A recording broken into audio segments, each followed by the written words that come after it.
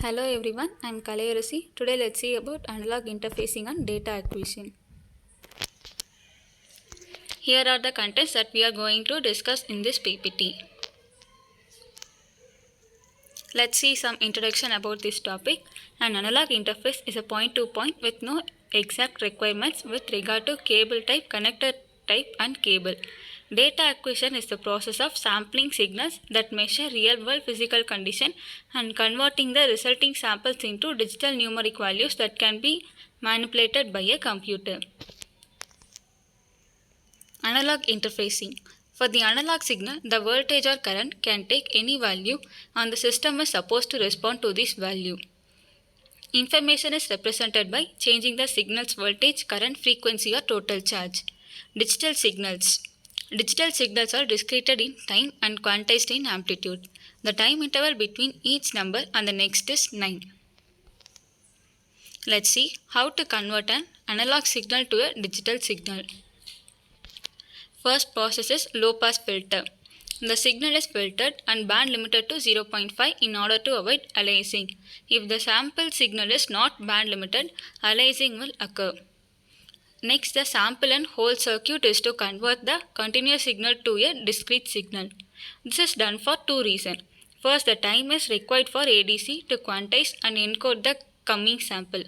Next, the time is required to do the required processing on this sample. Quantizer.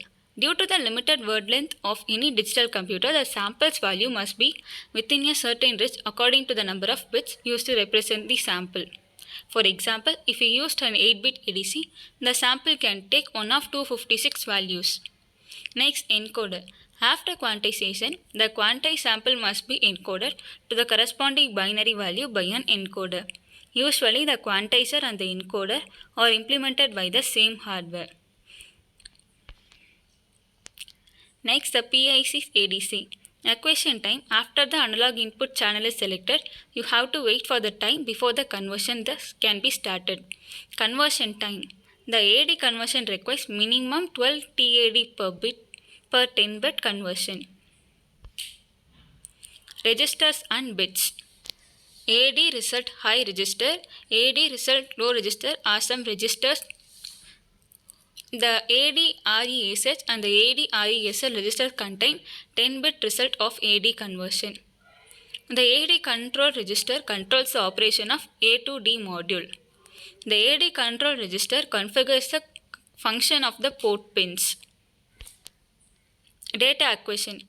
The main objectives include DIS must acquire the necessary data at correct speed and at correct time.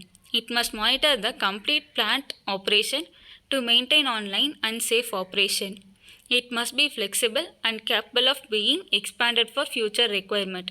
It must be reliable, easy to operate and must be user friendly. Here is the block diagram. You can go through this. Methodology that is required to perform data acquisition. DSC begins with the physical property to be measured. Example, temperature, light intensity, gas pressure and so on. After signal conditioning, the analog wave output is converted to digital form using the A to D converter. Once digitalized, the signal can be encoded to reduce and correct transmission errors. Data acquisition hardware. The data acquisition hardware interfaces the signal and a PC. It could be in the form of modules that can be connected to the computer's ports or cards connected to slots in the motherboard. Following are some of the hardware used here. They are Industrial Ethernet, Industrial USB, CAMAC, LAN extension, NIM, Power Lab, VME Bus, VX, I17 and so on. Some software used here are C++, Visual C++, Basic, Fortran, Pascal, LabVIEW and so on. Let's see some merits and demerits of data acquisition techniques. First, let's see some merits. It reduces data redundancy, reduced updating errors and increase the consistency. It improves the data access to users through use of host and query languages. It improves data security. It also reduces data entry, storage and retrieval cost. Some demerits are data systems are complex, difficult and time consuming to design. It causes damage to database, affects virtually all application programs. Initial training required for all programs and users. And here the conclusion of this PPT. Data acquisition system typically convert analog physical condition to digital value for easy processing.